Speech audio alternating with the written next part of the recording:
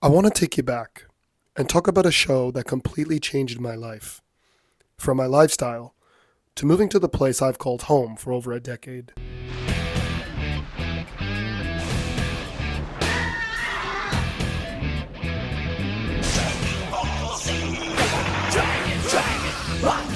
Dragon Ball Z. Dragon, rock, dragon, come,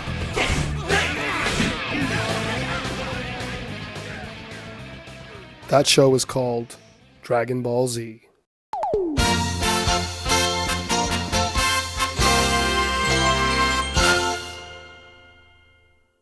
Back in like the mid-late 1990s, Dragon Ball wasn't really a thing yet.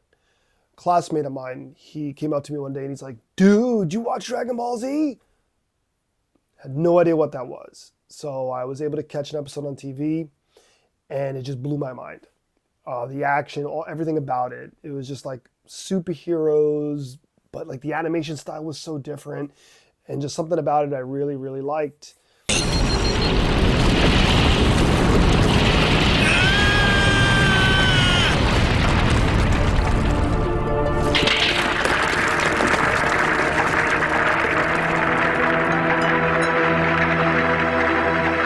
Vegeta, what does the scouter say about his power level? It's over 9,000! What, 9,000?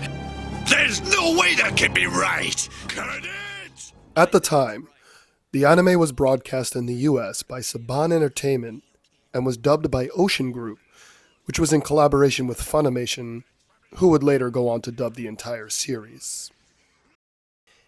And for those who are unaware, Dragon Ball or anime in general had a slow start in America for popularity. And they tried to bring Dragon Ball, the original anime when Goku was a kid, and it just wasn't really finding anything. So they decided to just jump ahead into Dragon Ball Z. And even then, it wasn't really catching on at the time. So the show actually just ended right after Goku arrived on Namek and defeated Raccoon. So for a lot of us, Goku finally came. We're like, oh my God, he's so much stronger too after training at 100 times gravity. Defeats Raccoon, but there are a few more Ginyu guys left. What's going to happen next? Next week, back to episode 1. We were all really confused what was happening. Information didn't flow as smoothly on the internet, so it was a lot harder to figure out what was happening behind the scenes. But even with that short amount of episodes, they had the first 3 movies dubbed, and that alone, me and a few other people were just like glued to it. We just loved it. And there was even I remember a card game. It was called Anime Mayhem.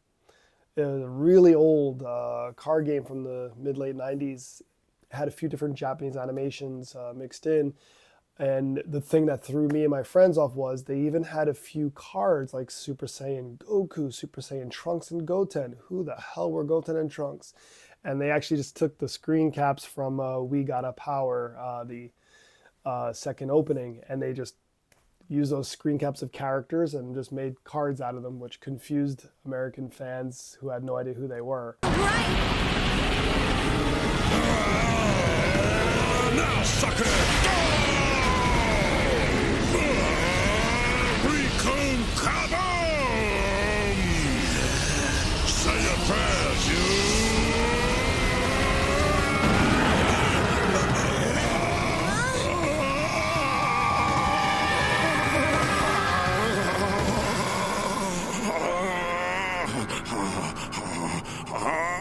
Sorry, I saw an opening that seemed to scream out attack.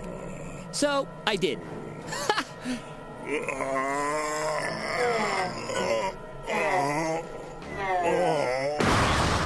That must be the Raccoon Boom. One day, I visited a comic book shop in Brooklyn where my grandmother was living, and they had a wall of VHS tapes. So I asked the owner, I said, "What are these?" He said, "They're Japanese anime, various Japanese anime." So I asked, "Do you have Dragon Ball by any chance?" And he's like, "Yeah, sure do." When he showed it to me, I couldn't believe it. He didn't just have Dragon Ball Z, which was all I really knew, but he had Dragon Ball GT. Whoa, there's more. I couldn't believe it. He had 13 movies, not 3, 13 movies, 2 TV specials. I wanted all of them. I had to have all of them. I had to see what happened. So of course, asking my grandma, my parents, and in pieces I would get them gradually. So I had to start where I left off, of course, and start off with the rest of the Frieza stuff to see what happened there. But then, of course, I went back and got Dragon Ball and, everything else. Now, the subtitles on these were ripped right from Japanese TV. They had the commercials intact. But the subtitles there's something about them. Even I couldn't speak Japanese at the time. I could tell that this probably wasn't accurate translations. Goku had a mouth like a sailor. F this, F that. And I was just like, I don't think this is accurate. I just really didn't think so. But it didn't matter. I got to see the show and I got to become a huge fan. But it did one more thing. Watching these all in Japanese had me mostly identify the characters now with their Japanese voice actors. All the background music was different. The theme songs were different. Chala, Head Chala, and stuff like that. I was in love with the music. I got my dad to get me CDs imported off of eBay, which was also something new at the time.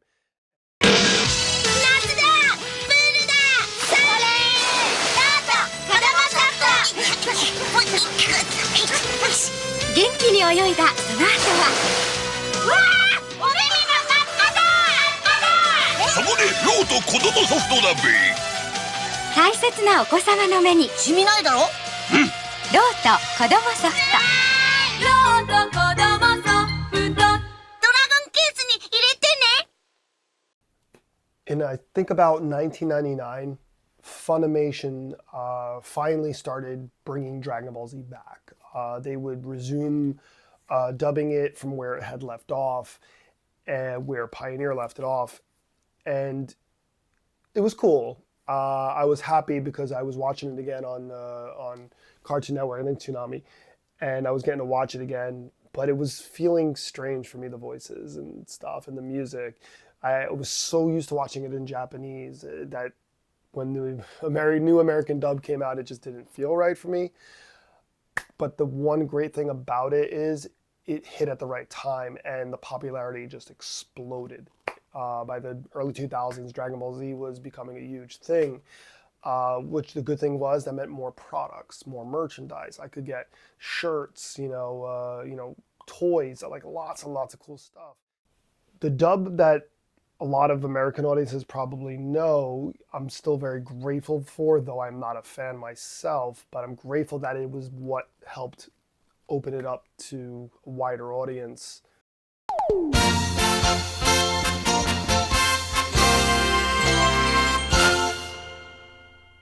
As the years went on, I found myself also getting into fitness. I really got into weightlifting. And I really do think a big part of that comes from, just my love in superheroes in general, but also wanting to look like Goku, wanting to have big muscles, and I just really wanted that. Before that, I was a smoker, and through my late teens, early 20s, I was smoking a lot, and just one day decided I didn't want that anymore. Throwing the cigarettes away and getting into a gym every day. To this day, I still go to the gym every day. In addition to all the toys and apparel, there was something that would be made that would greatly impact my life at the time. The Dragon Ball Z card game by Square Entertainment. Before this, I had played other card games such as Magic, Star Wars, and Star Trek. But this was the first one that I got heavily into. The only problem was, I had no one to play with. I searched for shops that held tournaments and eventually found one. I would have my parents drop me off so I could play. And eventually, when I began to drive, I would go there as often as possible to play. I loved being in the comic book shop so much that I eventually started working there.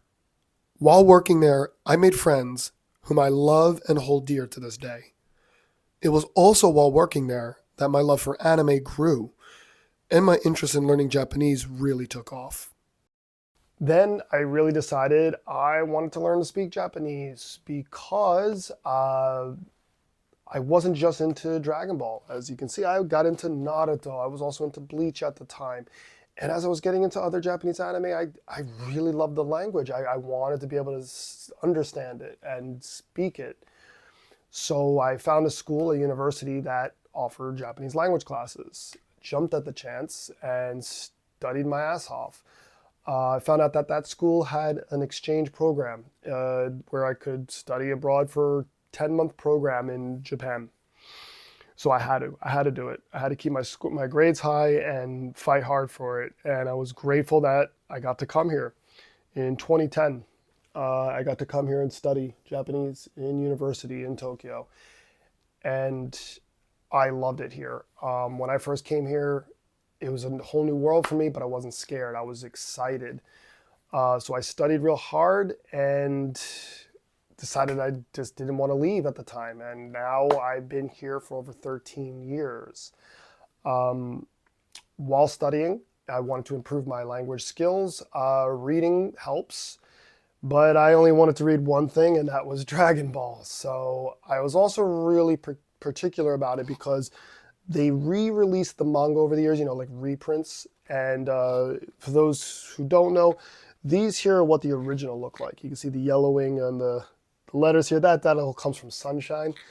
And the newer versions of them are, of course, nicer looking, but I just wanted to hold the originals in my hand. So I would keep a list in my wallet of all 42 volumes, and I would just scratch them off as I got them. And I went to bookstores, local small tiny bookstores that had used books. Went to Book Off. For those that don't know, Book Off is a big secondhand shop. Mostly deals with books and music and movies, things like that. And I would eventually got all 42 volumes. I would read them all the time, over and over again. They have Furigan in there, so for someone who's just learning the language, it's a little easy to read. But I was able to learn so much from it. I was able to read faster, which just helped me understand the language more. I originally came here studying business as a means or excuse to study Japanese. While in school, I found an acting class and then some other film classes, and it sparked something I had deep inside of me for a long time, a love of film. After school, I started doing some acting work here, then some behind-the-scenes work. And last year, I completed my first short film. I'm now working on moving forward with some completed feature-length scripts.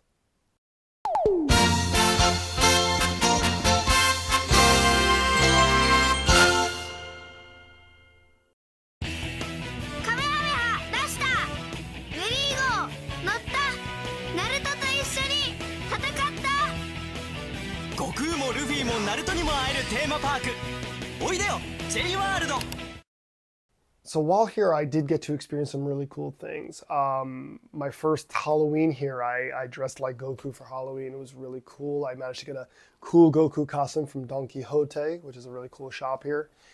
And I got to experience watching Dragon Ball on TV.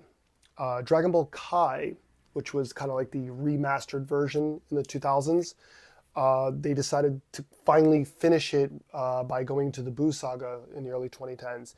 And since I was here, I got to see it on TV week after week. And that was the most incredible experience, was just watching Dragon Ball on TV week after week in Japanese. It was just really cool. The same happened when Super aired. I was watching it week after week. Every week it aired, I was watching it. I got to experience those new movies that came out, starting with Kami to Kami, and then, of course, Fukatsu no F, and all the other movies that came out after. I've seen every one of them the opening day. I'd be first one there, like dressed out in Dragon Ball clothes, all ready to go. But probably my favorite thing I got to do here was a thing called Dragon Ball Run. I think it was in 2016. It was this mini marathon, nothing too exhausting. It's more for all ages, kids and adults. But what got my attention was that it announced that Masako Nozawa was going to appear to talk to everybody, just to kind of do an appearance. The voice actress of Goku, like legendary voice actress. So I had to go. Got ticket for it, went to the event.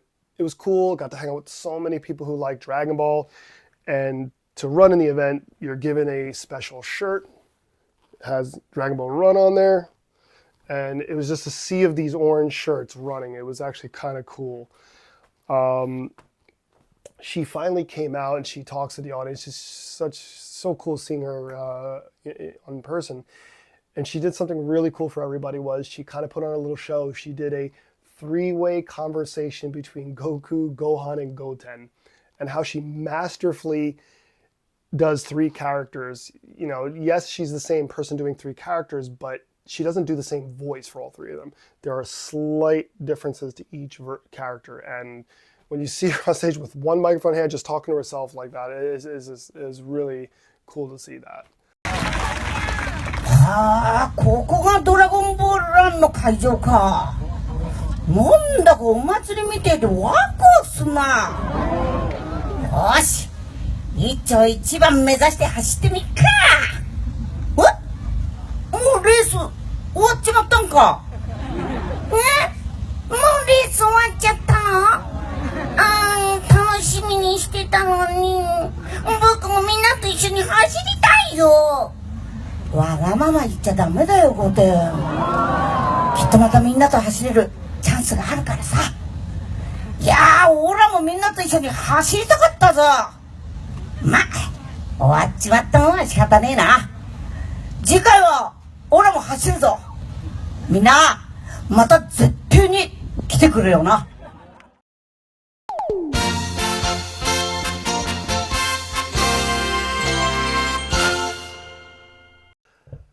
So as I said, I've been here a long time now, and I'm happy to say, I have a 3-year-old son, and I decided to try to introduce him to Dragon Ball. He's still a little guy, but I decided let's watch it. We'll start right with Dragon Ball when Goku's a kid, and he seemed to like it. He would say to me after we got home sometimes, "Da da da da, Goku mitai, Goku mitai." So I'm like, okay. So we watched Dragon Ball. It's on Hulu here, in Japanese. And he was just loving the characters because it's a lot of fun, especially the early time around.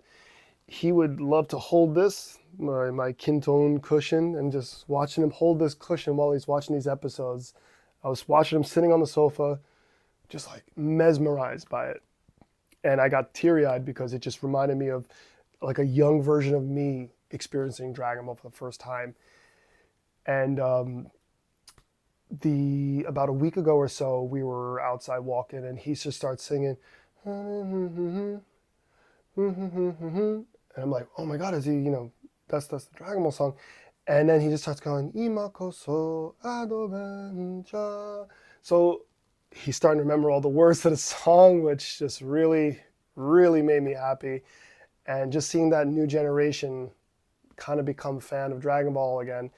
It just really, really warms my heart. And that's just true if any kids here I see. Whenever I see kids with Dragon Ball shirts or talking about Dragon Ball, and I just like a whole new generation getting into it. It's just one of those wonderful things to see it keep continuing on. All the choices I made, some good, some bad, all led me to this moment now. All led me to finding friendship, finding my career path, finding love, and most importantly, everything led to him. And I owe it all to Dragon Ball.